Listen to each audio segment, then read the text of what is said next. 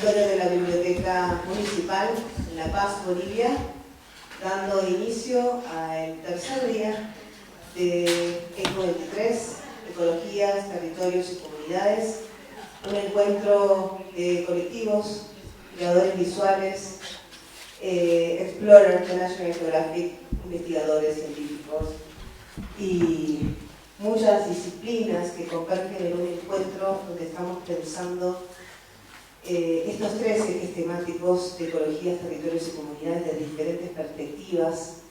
Estamos asimilando en este tercer día una cantidad de información, de reflexiones que nos acercan a estos temas, desde múltiples miradas y voces que conforman este gran encuentro para nosotros único, épico, que nos dará seguramente mucho tiempo después para asimilar todo lo que estamos apenas procesando de lo que están surgiendo de estas charlas, estas presentaciones, estos intercambios en los desayunos, en los almuerzos, durante el día, detrás de escena.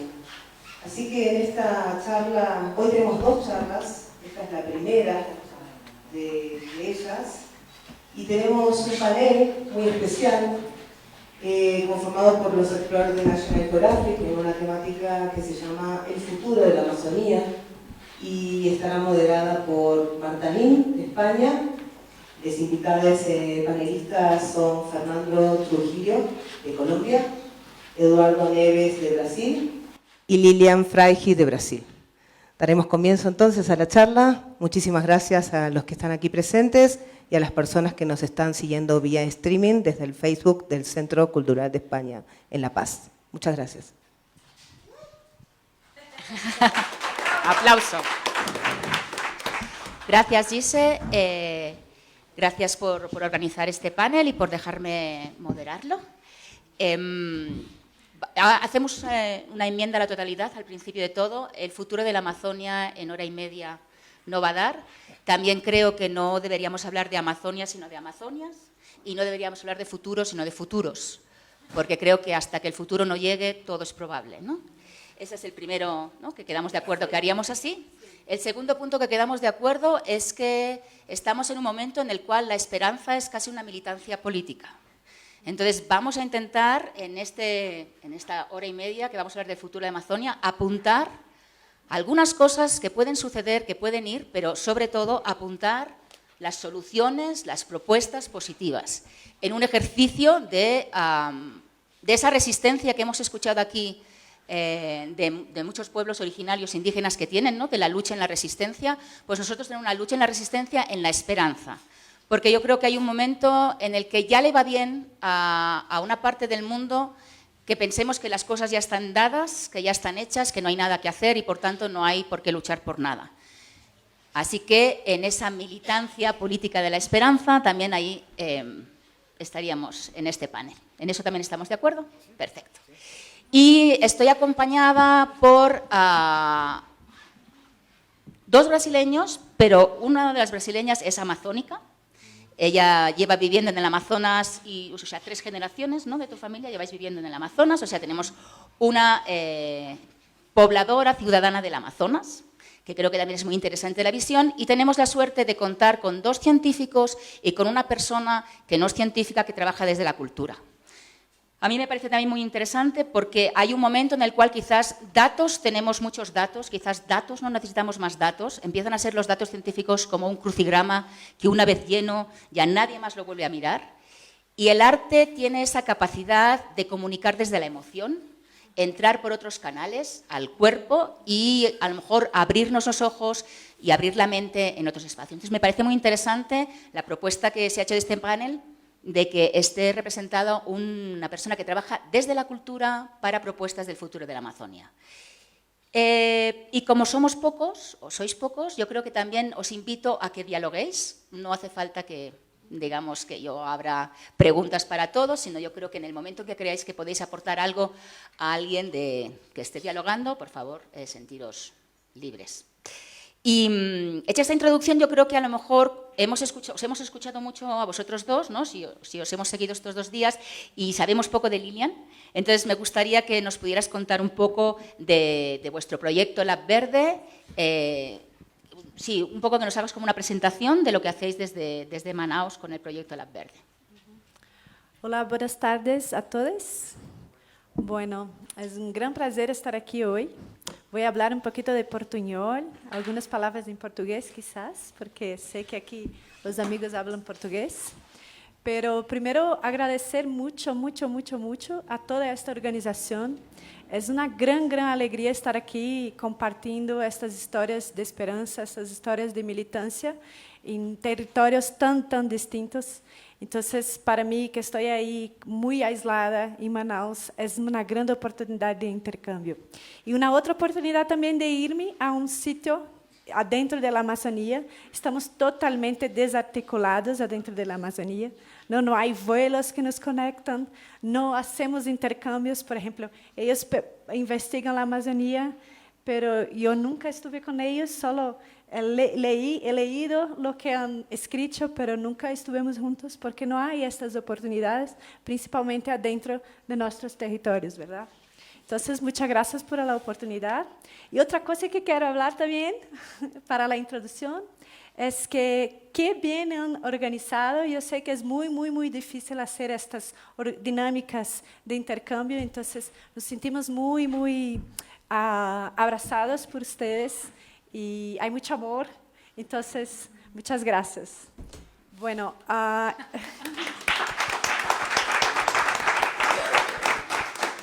nos sentimos muy acogidos, muy bien acogidos, de verdad.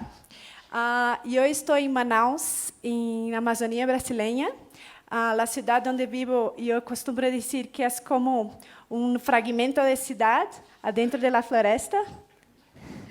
Es una ciudad de 2 millones de personas, pero estamos aí aislados, só chegamos em vuelo, e é donde o estado do Amazonas é um estado muito grande, e é o estado onde há a grande porção de floresta viva. E aí, há 11 anos, eu organizo um projeto que se chama Lab Verde, que é como uma plataforma de arte e ecologia. Então, o que hacemos é básicamente lo que estamos haciendo aquí, ¿no? Muchas charlas con distintas personas transdisciplinarias, pero hacemos adentro de la floresta. Entonces, involucramos cientistas, usamos la base del Instituto Nacional de Pesquisa de la Amazonas, de la Amazonía. No sé si has estudiado ahí, el INPA, no sé, Eduardo, no sé si has estudiado ahí también, pero es un centro de investigación muito importante dentro da Amazônia, e usamos suas bases de investigação científica para criar conteúdos culturais e artísticos. Então, recebemos muitas mediações de arqueólogos, antropólogos, filósofos, ecólogos de todas as áreas, e também muitos conhecedores locais, ¿no? Xamãs, indígenas. Trabalhamos muito com algumas comunidades, em distintos rios, em distintas bases. E, assim como estamos fazendo aqui, não intercambiamos saberes, mas aí hacemos dentro da floresta. Então, é o cambio total, porque aprendemos também com a floresta. Então, dentro de todos os sujeitos que existem na Amazônia, também consideramos a floresta sujeito, ¿no? Los no humanos como sujeito, que também podem aportar-nos conhecimento. Então, creo que vamos também aprender muito em Rurrenabeque, ¿no? Hablé bien, ¿no? El nombre del lugar, Rurrenabeque, porque hace todo el sentido estar físicamente en el espacio, compreendendo con todas nuestras sensorialidades, ¿no? El paisaje y también las implicaciones que existen en la paisaje, ¿no? Como los amigos que vienen ahí de Altamira, ¿no? Las violencias que han sufrido el paisaje y los locales. Y bueno, yo creo que es esto, la verde. Sí, muy bien, muchas gracias por la introducción. Arranquemos quizás por los puntos que veis que tiene la debilidad del futuro del Amazonas, si vosotros concretaréis un punto en el cual es crucial que haya un cambio para que el Amazonas tenga futuros abiertos y más, con más luz, ¿qué apuntaríais? Es abierta para los tres. Bueno, yo creo que el primer obstáculo cuando hablamos de amenazas para la Amazonía, siempre nos viene a la cabeza la deforestación, la sobrepesca, pero realmente la amenaza más crucial que tenemos que enfrentar es el crimen organizado. La Amazonía está bajo el crimen organizado y todo lo que ocurre ilegal está bajo esa sombrilla, ¿no? La minería ilegal, las drogas, movimiento de alcaloides, expulsión de indígenas de sus territorios, todo eso está bajo el crimen organizado. Ese es el gran reto que veo yo que tenemos que enfrentar y que hasta hace muy poco lo estamos diciendo por su nombre. O sea, hasta hace un año no usábamos la palabra crimen organizado en Amazonas, pero ya lo estamos diciendo públicamente. En el Summit de Belén fue unas cosas centrales, crimen organizado en Amazonas. Yo diría cambiar la Amazonía de naturaleza para cultura. Yo creo que este es el gran cambio para mí, ¿no? Y es el intento que hacemos en Lab Verde, porque como decía Claudie cuando hizo la introducción de la Amazonía, ¿no? Como has dicho tú, sobre la Amazonía como un concepto, la Amazonía es una idea, es un concepto, no es necesariamente un territorio, ¿no? Es un lugar que estamos explotando, es la colonia de Brasil, también es la colonia del mundo, y es este lugar que fue históricamente construido como recurso, como naturaleza. Entonces tenemos que aprender a comprender la Amazonía como ciencia, como conocimiento, pero no como ciencia y conocimiento que hacen, como, perdón por Eduardo Neves, a mí me encanta su trabajo, pero él está en la Universidad de São Paulo, no está dentro de la Amazonía. Entonces, reconocer el conocimiento local, la tecnología local, reconocer la inteligencia local. Para mí este es el gran cambio. Bueno, para mí creo que el futuro, yo soy arqueólogo, entonces es natural que yo piense así. Para mí el futuro de la Amazonía está en el pasado, porque en el pasado lo que vemos experiencias interesantes de vivir en el pasado amazónico es algo muy sorprendente. Cada vez más conocemos todavía muy poco de la arqueología de la Amazonía, pero el poco que conocimos, nos muestra que una diversidad increíble de modos de vida, de maneras de estar en el mundo, de estar en la naturaleza. Y si hay algo que caracterice de una manera muy sintética, puedo hablar despacio mejor después, este pasado amazónico, es la producción de diversidad. Estábamos hablando ayer, ¿no? Por ejemplo, si uno mira las lenguas indígenas habladas en la Amazonía, son más de 300 lenguas. Y normalmente, cuando uno encuentra una perspectiva de diversidad lingüística, hay algo como si fuera un aislamiento geográfico, ¿no? Son arquipélagos, son zonas que están aisladas por desiertos, un poco más o menos como sería con especies biológicas, ¿no? Pero en el caso de las lenguas amazónicas indígenas no hay ninguna barrera física separando las poblaciones en el pasado. Entonces me parece que el proceso de emergencia de esa gran diversidad lingüística es un proceso activo que valoriza y que premia la diversidad, que ve la diversidad como algo muy importante.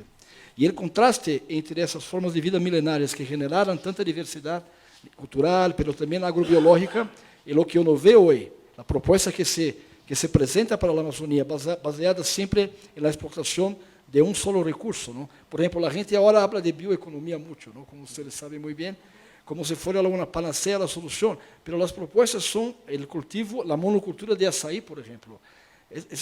Açaí es una planta amazónica, pero la idea de monocultivo, de plantar una sola especie, es algo totalmente ajeno a lo que es una experiencia amazónica milenar.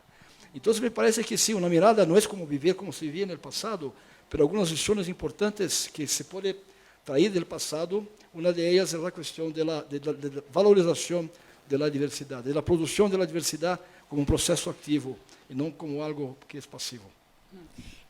Voy a continuar contigo, Eduardo, con una pregunta, porque ayer que estuvimos hablando decías precisamente que tú no veías un futuro sostenible con el agronegocio, que no te imaginabas que eso fuera sustentable 30 años a la frente, pero en cambio había habido un proceso milenario en el Amazonas de cultivo que había sido sostenible, y contaste una cosa que me pareció muy bonita, que habías como, en tu estudio arqueológico, que vengo, digamos, de una ciudad como Tarragona, que es imperio romano y que lo arqueológico son así como coliseums y me choca mucho, pero me gusta mucho esta arqueología, digamos, directamente de la tierra, ¿no? Y hablabas de que habíais visto que muchas plantas no habían sido domesticadas, sino que había habido un proceso de familiarización con las plantas.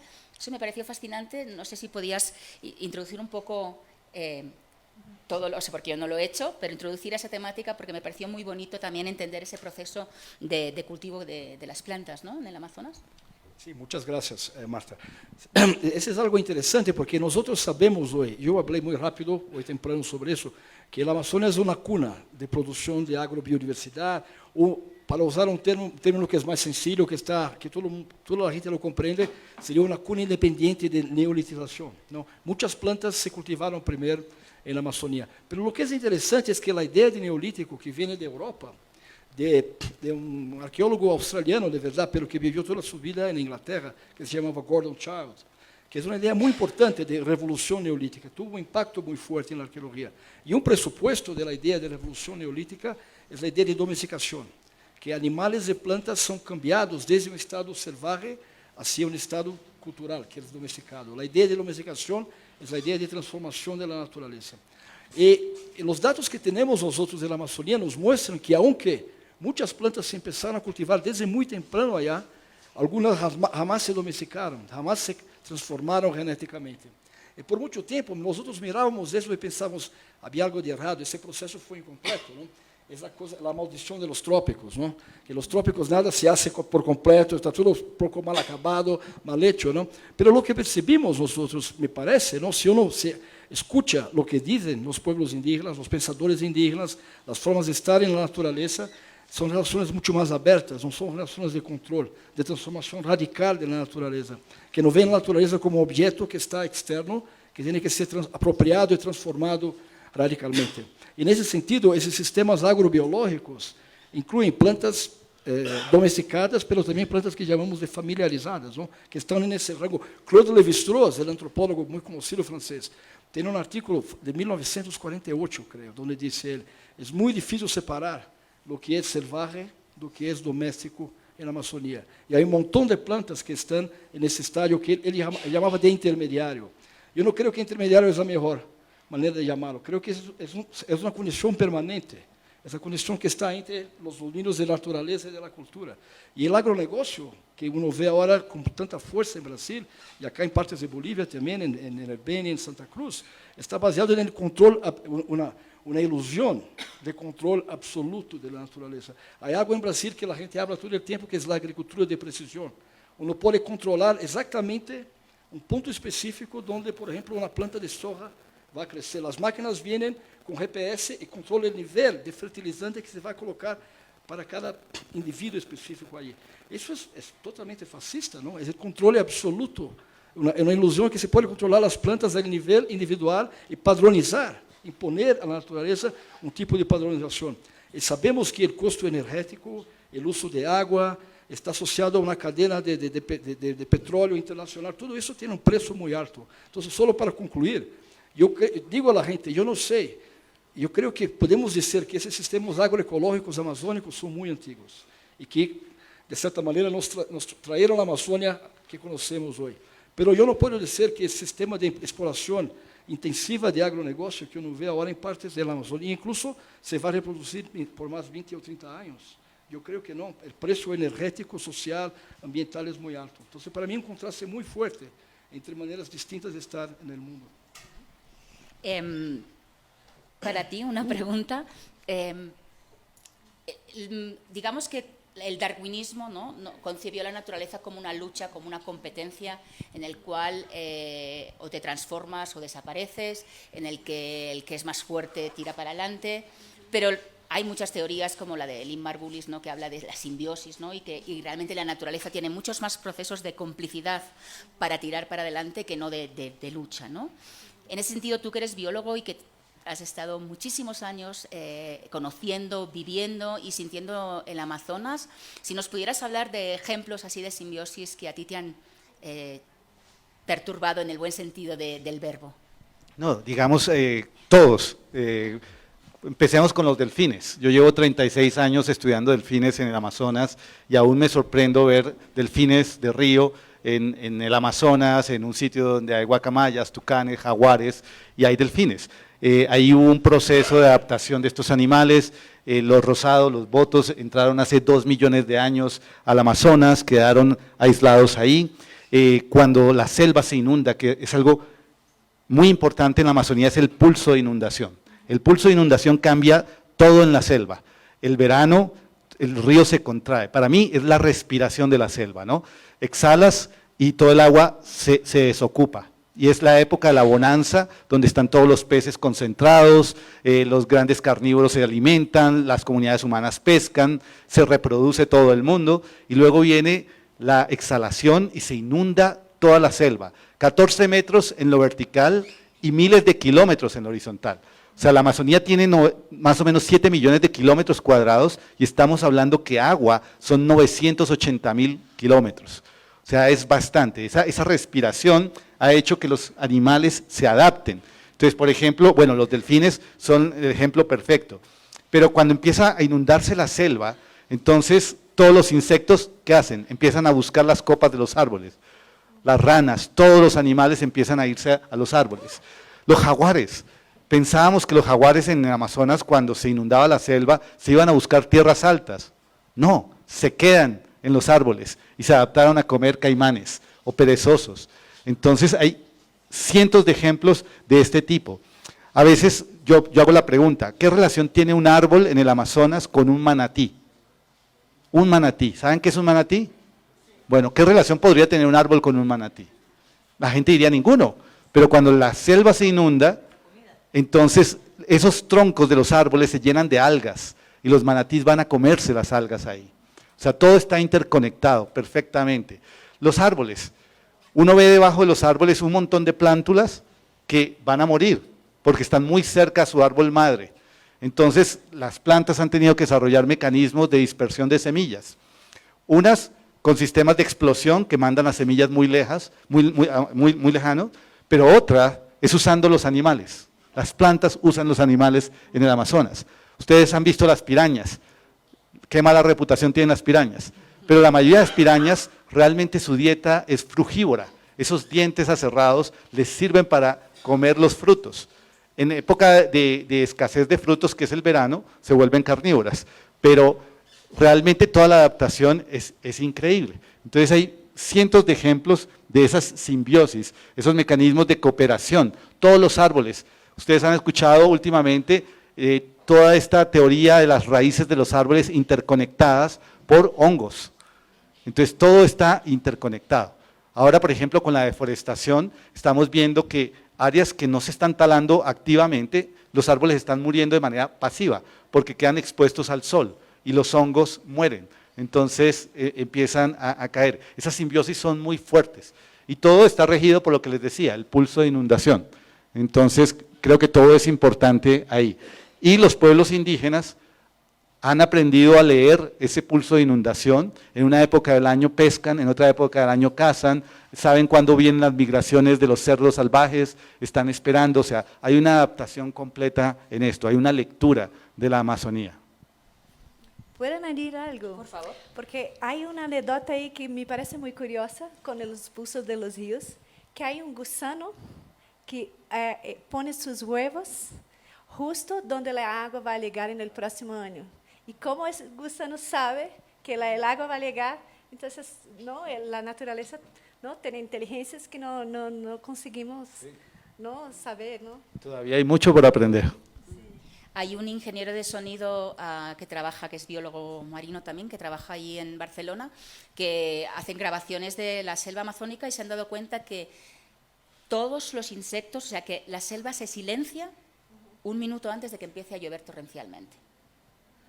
O sea, es como, ¿cómo sabe la selva, digamos, que va a llover? Pero lo que hay, o sea, lo que han visto en las grabaciones es que la selva se silencia y empieza a llover, ¿no? Es como mucho que aprender todavía.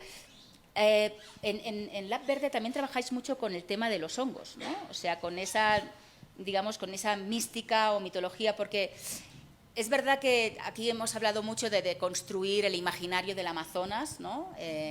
Pero es que es difícil no tener un imaginario en un sitio donde hay ríos voladores, hay delfines rosados, hay tierras negras, ¿no? O sea, es como uno empieza a evocar mundos fantásticos, ¿no? Entonces es muy difícil no tener esa pulsión, ¿no? por ese imaginario, pero a raíz de lo que has dicho tú de que se ha descubierto todo ese entramado, yo sé que vosotros desde vuestro laboratorio, más desde el lado cultural, estáis trabajando también en eso y me gustaría que pudieras como comentarnos algo. Eso. Es que, bueno, durante 10 años que estamos trabajando... Perdimos el audio. Va a empezar a llover. Va a empezar a llover. O va a venir un jaguar. ¿Quién sabe? Cuando viene el jaguar también todo se queda caliente. Hola, hola. Aló, aló.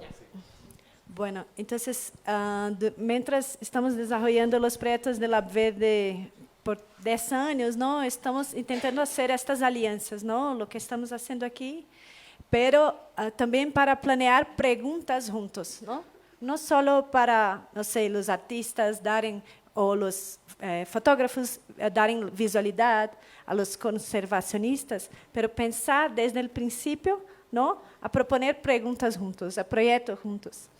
Y eso trae dinámicas súper interesantes, ¿no? Y ya, por ejemplo, durante el Lab Verde hubo como muchas veces que los artistas han hecho una descoberta de ciencia, o un comunitario ha hecho una observación súper importante en el campo científico. Entonces, estos campos se mezclan totalmente. Entonces, hace mucho que estamos pensando cómo desarrollar una metodología, cómo desarrollar la metodología para crear estas alianzas, ¿no? y pensar juntos. Y, bueno, los hongos hacen, ¿no? Súper bien estas conexiones, ¿no? Son como que la gran cadena de la floresta, conectan la fauna, la flora. Descomponen todo, ¿no? Componen todo también. Están en la atmósfera, están en el agua, están por todo. Están en nuestro cuerpo, ¿no? Cada inhalada que damos hoy, estaba comentando, cada inhalada que damos, respiramos 9 esporas de hongos. O sea, estamos... ellos nos componen, ¿no?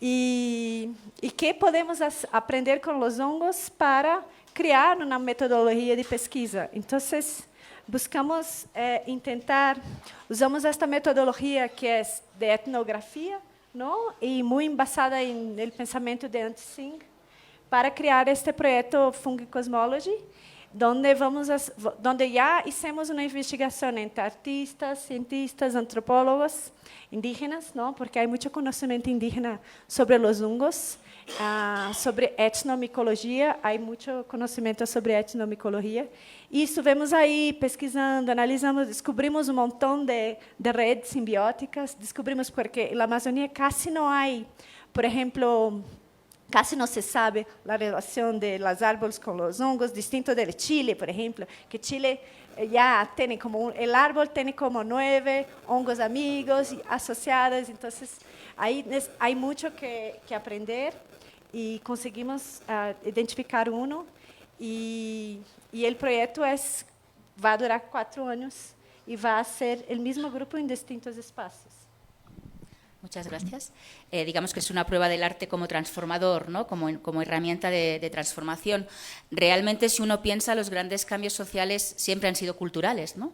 Es cuando la cultura cambia, que uno cambia el respeto hacia cosas que antes no tenía respeto, ¿no? O sea, pensar, por ejemplo, que pues, los esclavizados fueron algo normal durante siglos y ahora repugna, ¿no? O que los derechos humanos es un invento, digamos, supermoderno y ahora quien no puede hablar de derechos humanos, ¿no? En ese sentido, creo que la cultura siempre es lo que nos ayuda a mejorarnos, ¿no? En propuestas, pero también hay otras herramientas. Yo me acuerdo que tú contabas, por ejemplo, toda tu investigación que estás haciendo con la metodología LIDAR, ¿no? Que es una metodología que puedes, con rayos láser, supongo, ¿no? Ver así como muy en profundidad de la Tierra como era antes, ¿no? O sea, así como la arqueología del futuro, viendo el pasado. ¿Eso te ha servido a ti como o sea, va a servir como una herramienta legal, ¿no? Entonces me gustaría también que nos contaras esos puentes y luego también tú, si pudieras contarnos, yo sé que tú en tu trabajo, precisamente por tu trabajo en el cual has compartido tanto tiempo, también te ha tocado vivir momentos simbióticos nada agradables, ¿no? Como el que nos contabas, por ejemplo, de lo de las algas, que si quieres luego lo cuentas tú, que lo contarás mucho mejor que yo, pero también creo que precisamente todo tu trabajo de investigación actual está como muy enfocado a, bueno, cómo llevo esto al político que va a tener una responsabilidad de decidir, cómo llevo esto a la empresa que tiene que entender que este no es el camino, ¿no? Entonces, me gustaría que arrancáramos por ahí ahora. Gracias. Bueno, en mi caso, lo que pasó, yo trabajo, hago investigaciones, y tú tienes razón, vivo en São Paulo, pero trabajo en la Amazonía hace más de 30 años haciendo investigaciones arqueológicas y me encanta, soy muy activo en pesquisas de campo, investigaciones, estoy siempre allá, regreso siempre, pero yo creo que los cambios por los cuales el mundo está pasando se están acelerando cada vez más, ¿no? Y creo que es importante producir conocimiento académico básico. Mi posición es como científico, ¿no? Enseño en la universidad, pero creo que hay una urgencia muy fuerte en convertir ese tipo de conocimiento en algo que sea más práctico, ¿no? Para contribuir de alguna manera para cambiar la manera por la cual las cosas están en el mundo. Arqueología cuesta mucha plata, ¿no? Hacer arqueología es muy caro. Meter una equipe, imagínate, 30 personas viviendo en un barco por un mes, alimentando. Es una fortuna, son $100.000, puede costar una única etapa de campo. Entonces, para hacerlo, hay que hacer razones muy fuertes que justifiquen eso. Yo tengo montones de razones, que las recuerdo todo el tiempo para justificarlo, porque hago lo que yo hago.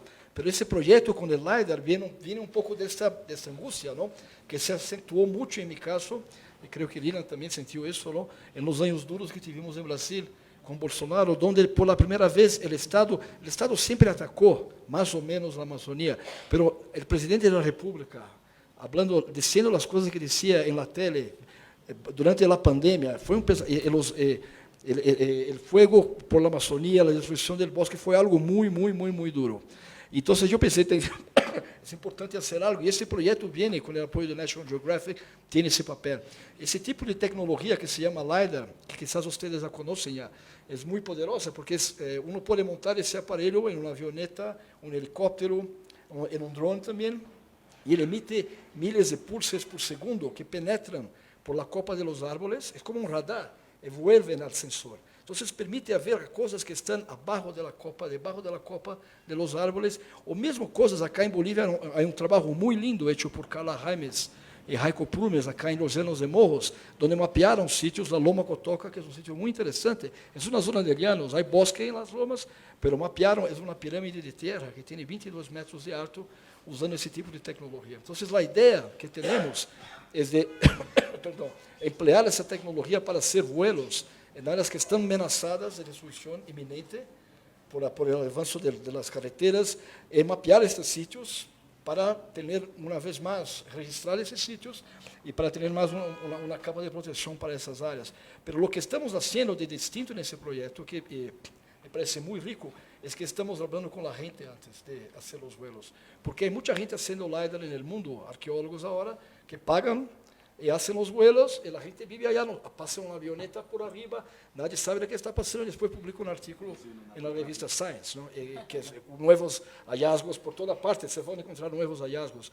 Pero yo creo que es importante hacer de la manera distinta, ¿no? Hablar primero con la gente, presentar el proyecto, discutir lo que se puede hacer con esos datos, y pensar en maneras de compartir. Pero es una herramienta política, es usar la arqueología como una herramienta política para, de alguna manera, contribuir con esa lucha que hay que tener esperanza, ¿no? Y mirar adelante, ¿no? En el futuro, un futuro que sea mejor. Entonces, un poco más o menos así que funciona esa idea. Bueno, con relación a lo primero que mencionaste, pues es una situación que está ocurriendo en Brasil, en la Amazonía Central, en Tefé, en el lago de Tefé, para la que no estábamos preparados. Todos los años hay estos pulsos de inundación, generan sequías, y tenemos años donde hay sequías extremas. Pero este año en particular, las temperaturas se han elevado muchísimo. Y en Tefé alcanzó el agua a temperaturas de 39 a 40 grados centígrados, o sea, hirviendo. esto es agua muy caliente. Y empezaron a morir masivamente millones de peces y posteriormente delfines. Solo el 28 de septiembre murieron 70 delfines en un solo día. Y todos los científicos, ¿qué está ocurriendo acá? Choque térmico, ¿cuál es la razón?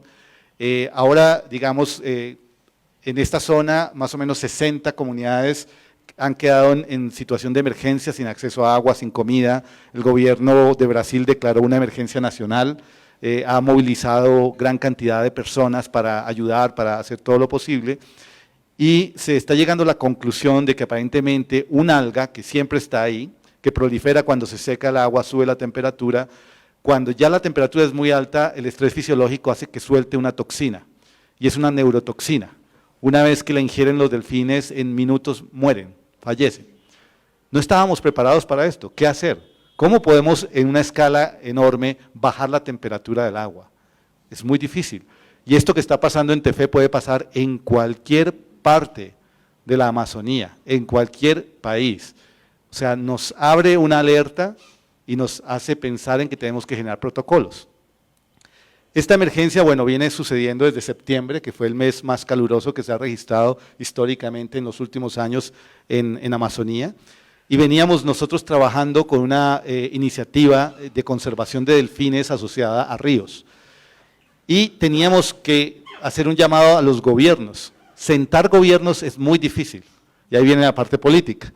Entonces logramos que con esta emergencia, más el lobby que habíamos hecho, la incidencia política que habíamos hecho, pudiéramos tener 11 países hace 2 días en Bogotá para suscribir un acuerdo por la conservación de los ríos y los delfines. Y esto no es realmente en función de los delfines son una buena excusa, pero en los ríos donde están habitando los delfines, actualmente de los 8 billones de seres humanos que hay en el planeta, en esos sitios donde hay delfines de río viven 1.5 billones. Y los impactos son increíblemente grandes. Entonces, como tú decías, estamos tratando de alinear las políticas internacionales para lograr hacer esto. El primer paso, que también, digamos, a veces cuesta, cuando uno habla de Amazonía, indiscutiblemente la mayoría de las personas piensan en Brasil. Brasil tiene gran parte de la Amazonía, pero países como Bolivia, Perú, Ecuador, Colombia, tienen la parte andina de la Amazonía, la parte donde se forman los ríos, donde empiezan a llegar los nutrientes. No podemos buscar soluciones para la región si no trabajan todos los gobiernos conjuntamente. Tenemos la OTCA, la Organización de Tratado de Cooperación Amazónica, que en mi opinión podría hacerlo mejor, no voy a decir que lo están haciendo mal, pero podrían hacerlo mejor. Tenemos recientemente el acuerdo de Escazú, tenemos nuestros líderes ambientales amenazados, yo he estado amenazado en mi país, y esto, digamos, abre unos escenarios de discusión muy importantes, y recientemente tuvimos la cumbre de Belén, donde tuvimos presidentes, tuvimos ministros, y se delinearon 103 puntos claves para la conservación y preservación de la Amazonía. Lo que falta es el cómo, ¿no?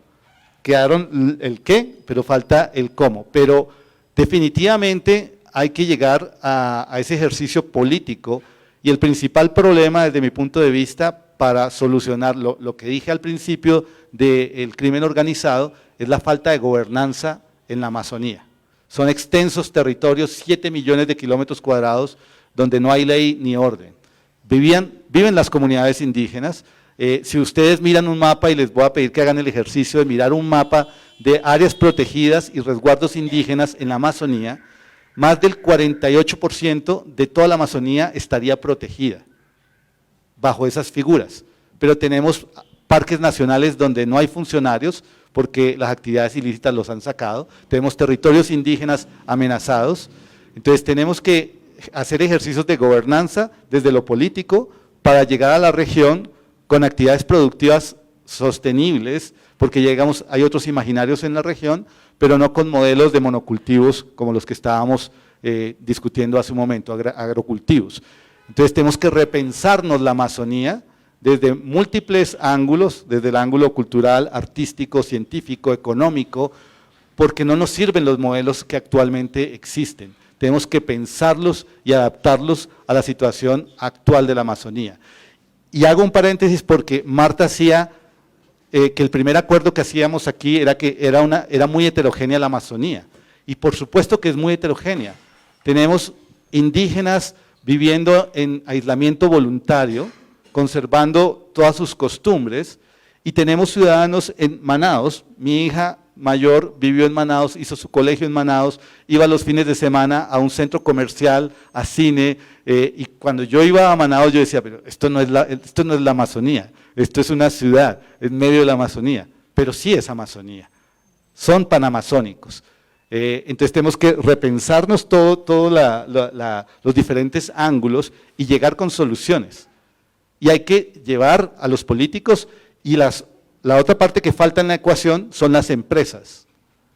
Las empresas hay que ponerlas del lado de la sostenibilidad. Alrededor de las grandes obras de infraestructura en el Amazonas está la corrupción. Todo el mundo quiere construir una hidroeléctrica. Ahí es donde está la plata, ¿cierto? Entonces tenemos que pensar en sistemas limpios de energía en la Amazonía, que sea equitativa, porque estas grandes hidroeléctricas que existen, hay pueblos indígenas al lado que no tienen electricidad. La electricidad va a miles de kilómetros de la hidroeléctrica. Entonces tenemos que sumar la sociedad civil, reconocer el territorio indígena, que aunque numéricamente son menos ahora, porque si ustedes saben cuánta gente vive en el Amazonas, todos saben, tienen esa cifra en la cabeza, 45 millones de seres humanos. Y de esos 45, solo 3,3, 3,5 son indígenas. ¿Qué pasó ahí? Entonces necesitamos reconocer los territorios, necesitamos la sociedad civil, necesitamos la academia, necesitamos el arte, necesitamos los gobiernos y necesitamos las empresas, todos empujando hacia el mismo lado. Si no, va a ser difícil. Muchas gracias. Vamos a empujar. Prepararos por si queréis intervenir, porque creo que ya estamos como en tiempos. Si tenéis alguna pregunta, yo lanzo otra para ti. Tú acoges a muchos artistas. No todos son brasileños, ¿verdad? También acoges a muchos artistas de Europa, creo, ¿no? O de Suiza, creo que vi en la página, bueno, o de Europa en general.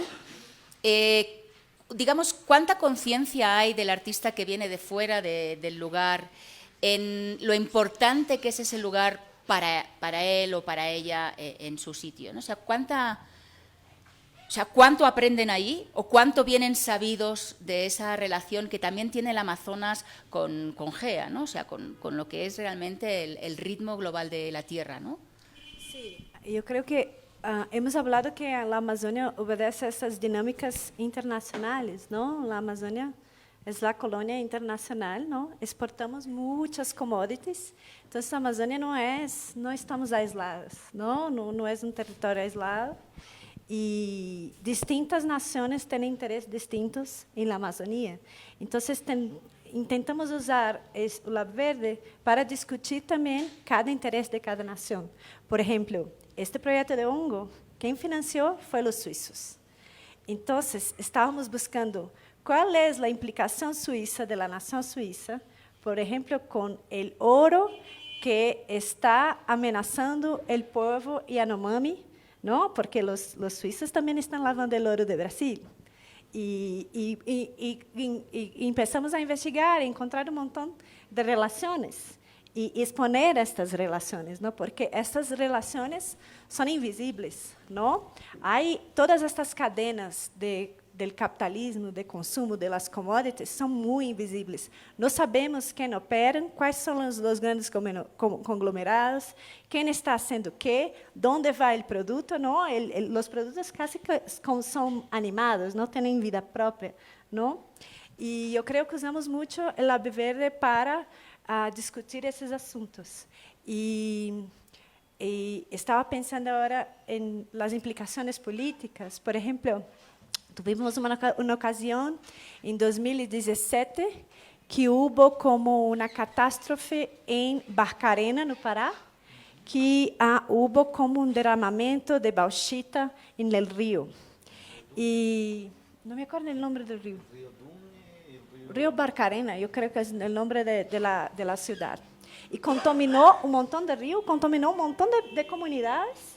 Y la empresa que operaba esta hidroeléctrica, ¿no? Esta mineradora, Era uma mineradora, não hidrelétrica. Essa mineradora se chama Hidroalunorte.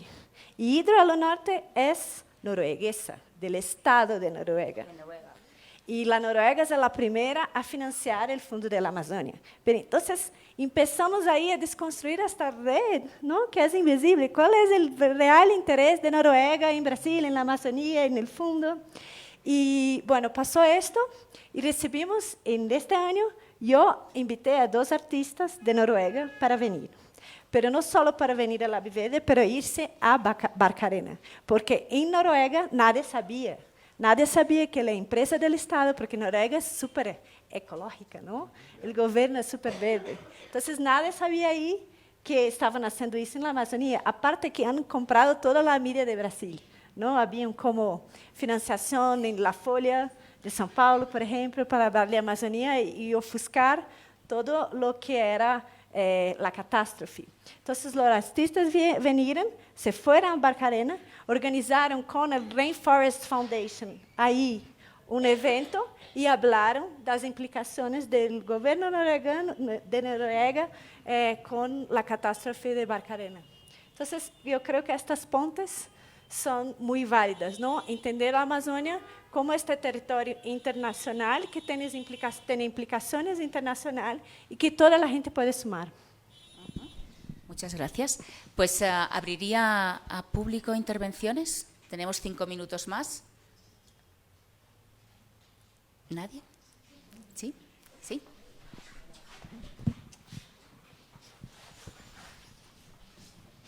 Sí, yo solo quiero manifestar, y bueno, felicidades a todos, todas. Yo creo que es muy necesario que recordamos lo que dijo Fernando, de que tenemos que recordar que sí hay muchas cosas buenas en la Amazonía. Si pensemos a nivel mundial, ¿cuál otro bosque de ese tamaño tiene ya más o menos 50% designado como espacios favorables a la naturaleza, al menos, y muchos de ellos dedicados netamente a la conservación? No hay. O sea, puede ser el bosque boreal de Canadá, puede ser, no sé, pero es un gran avance, es un compromiso interesante que han hecho los gobiernos de la región. Todavía la Amazonía, no sé, más o menos 80% del bosque todavía está. Otra vez, ¿cuál otro bosque tiene eso? Otra vez, quizás los bosques boreales de Canadá, que son fantásticos, pero no tienen la diversidad que hemos escuchado en las charlas de todos estos días de la Amazonía. Entonces, y además, estas reuniones y también las cosas que hemos visto demuestra que hay todo un conjunto de personas y gente que sí están pensando en eso. Entonces, sí hay noticias malas. Yo vengo de Inglaterra, vivo en Bolivia más de 30 años, trabajo en la Amazonía toda mi vida profesional y me frustra a veces cuando viajo a Inglaterra y escucho toda la gente y me dicen, sí, es terrible lo que está pasando en Amazonía, porque lleguen estas noticias ahí, que está bien, eso es importante. Y sí hay cosas terribles, estamos viviendo en estos días, el humo, pero también hay cosas fantásticas y creo que esto es sumamente importante que recordamos y promovemos para el futuro de la Amazonía. Sí, totalmente de acuerdo y creo que hay que resaltar las buenas noticias, las historias y este evento que estamos haciendo acá es supremamente importante, yo los felicito porque hablamos el primer día de que de pronto todos llevamos algo de pesimismo dentro de nuestro corazón, pero cuando vemos que hay muchas personas luchando en diferentes sitios, cayéndose y volviéndose a levantar, no nos sentimos solos y sentimos que tal vez estamos haciendo un cambio. Entonces creo que hay que intercambiar, seguir intercambiando esas buenas noticias, cómo los territorios indígenas están ganando sus derechos, cómo estamos logrando acuerdos, cómo estamos designando áreas de humedales en los sitios Ramsar en Amazonas, cómo estamos cambiando cosas. Esa retórica tenemos que planteárnosla de manera permanente y llevarnos un mensaje de esperanza y de seguir luchando por esto. O sea, la pregunta para ustedes, ¿vale la pena seguir luchando por el Amazonas? Sí, o sea, todos estamos de acuerdo, así que esa es la idea. ¿Hay una pregunta detrás? Ah, va. Me gusta el micrófono. Ella quiere hablar con el micrófono. En principio me encantó todo lo que estuvo ocurriendo también, es darme cuenta de la diversidad de puntos de vista que se puede encarar la Amazonía. Desde mi ignorancia, estar ahí con el Edu hablando de la arqueología, cosa que no se me hubiese ni ocurrido poder crear sitios de protección desde la arqueología. Y decía, wow, qué locura, ¿no? Así que bueno, muchas gracias a todos, y ahí también está Andrés, no sé si está por atrás. Quería preguntarte, Ferchu, vos hablabas que se había firmado algo de protección de los ríos. ¿Qué incluye cuando se habla de protección de los ríos? Es decir, en bajada, ¿qué? O sea, básicamente reconocemos que no podemos proteger a los delfines ni a los seres humanos que viven ahí, sino tenemos ríos saludables. Ríos saludables, gente saludable, biodiversidad saludable. Ustedes han escuchado la expresión de One Health Approach, una sola aproximación, y es la aproximación de salud. ¿De dónde saltan las zoonosis? De esa violencia que hay en ocupar el territorio, lo que hacemos con los animales, o sea, el VIH, el COVID, la gripa aviar. Entonces tenemos que tener ríos saludables. Entonces lo que se están comprometiendo estos gobiernos es a revisar sus políticas y tratar de empezar a buscar esas historias positivas, porque ese es el punto de arranque. No la desesperanza de que esto ya está muy mal, no podamos hacer nada, sino qué funciona en la India. Hay un santuario y está funcionando bien, hay humedales, todavía tenemos gaviales. ¿Qué funciona en Bangladesh? ¿Qué funciona en el Amazonas? ¿Qué funciona en el Orinoco? Y eso es lo que tenemos que analizar y tratar de replicar y darle más apoyo y poder a las personas que viven en territorio. Porque se habla de grandes fondos. Una de las cosas que más se criticó es que estos fondos internacionales, o sea, llega un porcentaje del 8% a territorio.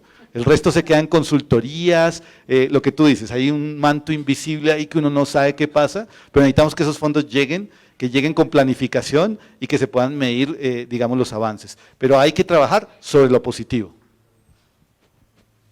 Fernando, esta mañana nos contaste,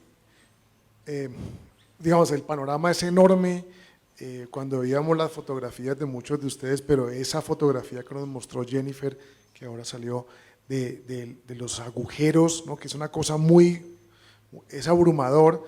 Entonces, claro, se baja el espíritu y uno dice qué hay para hacer, pero vos cerraste con algo que fue muy significativo y fue la historia de un manatí. ¿Ve? O sea, de todo lo que había un manatí, que para la vida de ese manatí y la de la gente que lo rodea es su caso de éxito, y a eso le pueden poner todo el esfuerzo. Yo quisiera preguntarle a los otros dos panelistas, Lilian y Eduardo, si tuvieran un caso que nos quisieran compartir de su manatí, ¿no? ¿Cuál fue el caso que ustedes vieron que dicen, mire, si tuviéramos que poner un esfuerzo grande a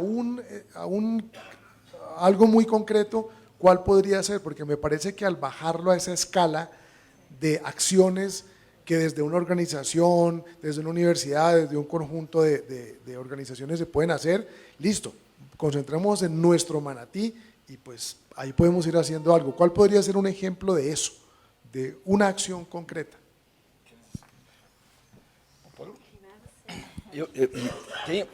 Sí, creo que hay muchos ejemplos y es muy bueno de traer esos ejemplos para la discusión. Hay un proyecto que se llama RECA, Proyecto RECA, que se desarrolla en la provincia de Rondônia, en Brasil, muy cerca de la frontera con Bolivia, de la zona de Pando, acá en Bolivia. Y ese proyecto es muy interesante porque era una zona de madeireros que llegaron allá, y llegaron desde el sur de Brasil en los años 70, tumbaron todo el bosque, y muchos de ellos no tenían más recursos, ¿no? Porque no había más árboles, tenían que seguir adelante, y la Iglesia Católica por la teología de la libertación de los años 70, había un obispo, gracias, muy militante, allá, Marina Silva, que es una lideranza importante, se formó bajo la influencia de Don Moacir Grec, este obispo, y ese señor que murió hace poco tiempo, él, de su propio bolsillo, su propia plata, ayudó a organizar a esa gente y se convirtieron ellos en agricultores agroecológicos. Y hoy tenemos zonas que eran zonas de pastizales que se recuperaron por el cultivo de árboles, que lograron meter esta producción en una cadena más larga, entonces producen y venden para grandes empresas fuera de la Amazonía también.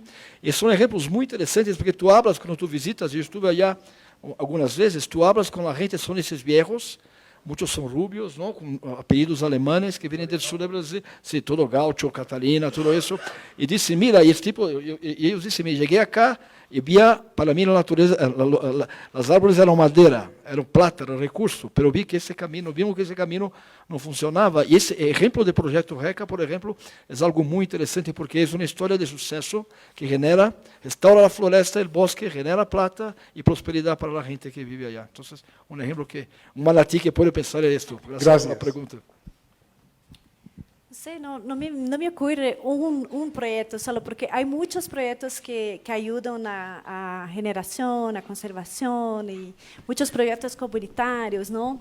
Pero un puntual con un individuo, de forma individual, es difícil para mí pensar, ¿no? Porque, no sé, yo veo el mundo de forma muy rizomática, ¿no? Tengo muchas dificultades de pensar individualmente.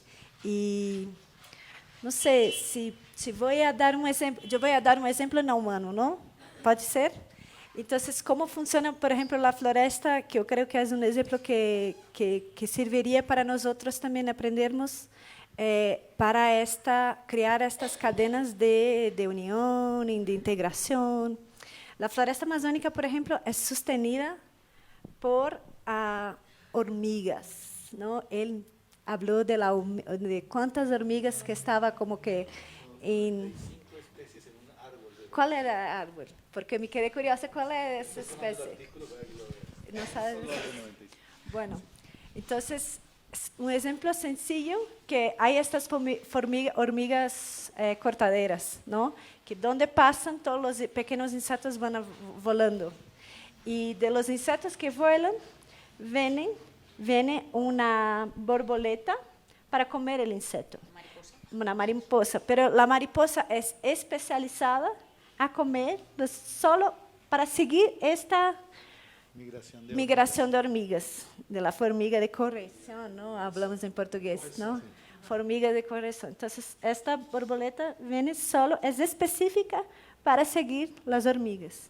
Y la borboleta hace cacá, ¿no? Y la cacá, quem lo come, o cacá, é pasarito.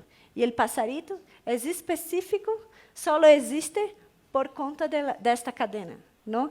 É uma rede de especiação, não? Os biólogos podem explicar melhor, que é super linda, não? E que serve de metáfora para dizer que não existe um exemplo, não? Ou que exemplo não é um animal, pero que a Amazônia funciona assim, com muita diversidade. ¿No? Y la diversidad que genera diversidad, y la diversidad que genera también diversidad de pensamiento, ¿no? Porque pensar es también que la monocultura del paisaje también es la monocultura de la mente. Entonces, creo que es esto, ¿no? Un buen ejemplo no humano de conservación y de creación de diversidad y de creación de cadena que podemos tener en cuenta. Yo quisiera lanzar una idea, y como esto está enmarcado en National Geographic, exploradores, storytellers, todo esto, ¿por qué no hacemos una publicación o algo de comunicación, no solamente para contar lo malo, sino enfoquémonos en lo positivo, hagamos un ejercicio positivo que genere esperanza para el Amazonas? En cada uno de sus países, en cada una de sus regiones, seguramente que hay casos ejemplares, hay personas, seres humanos que generan inspiración, que han hecho algo diferente. Entonces, ¿por qué no intentamos hacer eso? Y además de mostrar las problemáticas y tenemos que seguir trabajando en esto, que sea un salvavidas de la esperanza, ¿sí? los casos positivos que podemos contar. ¿Puedo proponer algo también? Pode. ¿Por qué no pensar en hacer un eco allá en Manaus con Lab Verde, no? Sería fantástico, ¿no? Hablamos de eso ayer, después de unas cervezas, pero hoy sobrio, me parece todavía una buena idea. Sí. Sí, sí. Una propuesta concreta, sí. ¿Hay alguna intervención más o tenemos que cerrar? ¿Hay alguien más que quiere decir alguna cosa? Pues yo solo agradeceros a todos vosotros que hayáis estado aquí acompañándonos, agradeceros mucho por este ejercicio de esperanza activa, que creo que es lo que nos toca ahora hacer, por las ideas y por las propuestas. Yo creo que si la ciencia ficción hubiera imaginado futuros mejores que los que se ha imaginado, tal vez nosotros caminaríamos hacia rumbos mejores. Entonces está muy bien este ejercicio que hemos hecho hoy. Me encanta tu idea. Yo creo que aquí hay muchas mentes pensadoras y organizadoras que la pueden tomar. Y bueno, y seguimos. Muchísimas gracias. Hasta ahora.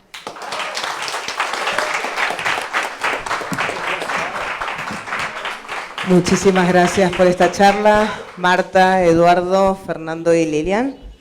Queremos agradecerles a los panelistas y también queremos agradecer a National Geographic por acompañarnos en esta aventura, especialmente a Gabriela Almeida, directora ejecutiva de National Geographic LATAM, a Sof Tolosa Arquera, Manager Regional de Latinoamérica también, por favorecer a estas instancias de diálogo con todos los exploradores que estuvieron presentes estos días. Por supuesto, este evento que lleva a cabo BIS, con el apoyo de la ESID, aquí en el Centro Cultural de España de México, de La Paz. Quedamos entre Manaos, México y todos los que vendrán, pero queremos agradecer a todo el esfuerzo y a todas las personas por estos 3 días que llevamos adelante con tanta intensidad y, como decía Lilian, con tanto cuidado, con tanta reflexión, tanta atención y escucha por el otro. Vamos a tomar unos 20 minutos de receso para hacer unas pequeñas modificaciones y tenemos la última charla con nuestra querida Andrea Gioch de Chile, que vamos a cerrar este gran evento. Les esperamos en 20 minutos.